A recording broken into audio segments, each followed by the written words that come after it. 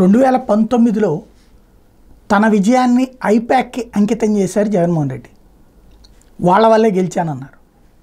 అది వాళ్ళల్లో ఆత్మస్థైర్యం పెంచిందా, అహంకారం పెంచిందో తెలియదు. నాయకులు కార్యకర్తలతో వాళ్ళు ఎలా మూవ్ అయ్యారో తెలియదు. ఒక్కొక్కళ్ళు ఒక రకంగా చెప్తుండేవాడు. 2024కి వచ్చేటప్పటికి అదే ఐపాక్ ఇచ్చిన డేటాల ఆధారంగానే నిర్ణయాలు తీసుకున్నారు జగన్మోహన్ రెడ్డి. కానీ ఏమైంది? దారుణ పరాభవం. సొంత ఓట్లు 2014లో 45% తెచ్చుకున్న జగన్మోహన్ రెడ్డి 40% పడిపోవడం ఏంటి? 2019లో అధికారం వచ్చినప్పుడు 50% ఓట్లు వస్తే ఇప్పుడు 56% కూటమికి రావడం ఏంటి? ఇది ఐపాక్ చెప్పగలిగిందా?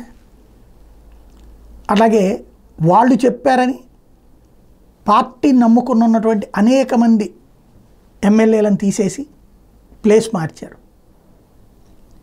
దాని ఇంపాక్ట్ ఏమైంది? ఇప్పుడు అదే సంస్థను నమ్ముతారా? నాయకుల్ని నమ్ముతారా? సొంత నాయకుల ఫీడ్బ్యాక్ తీసుకుంటారా? లేకపోతే అలాంటి సంస్థల మాట నమ్ముతారా? ఇది చూడాల్సి ఉంది. ఇప్పుడు అత్యంత ముఖ్యమైనటువంటి జగన్మోహన్ రెడ్డి తదుపరి అడుగు ఎలా ఉంటుంది? ఇక్కడ తెలుగుదేశానికి కూడా కార్పొరేట్ సంస్థ పనిచేసి పెట్టింది, ఋషి సంస్థ పనిచేసి పెట్టింది. ఇదే అతని పేరేంటి, రాబిన్ శర్మ టీం. కానీ ఈ గెలుపుని వాళ్ళకి అంకితం ఇవ్వలేదే. వాళ్ళని ఒక సోర్స్ కింద వాడుకున్నారు.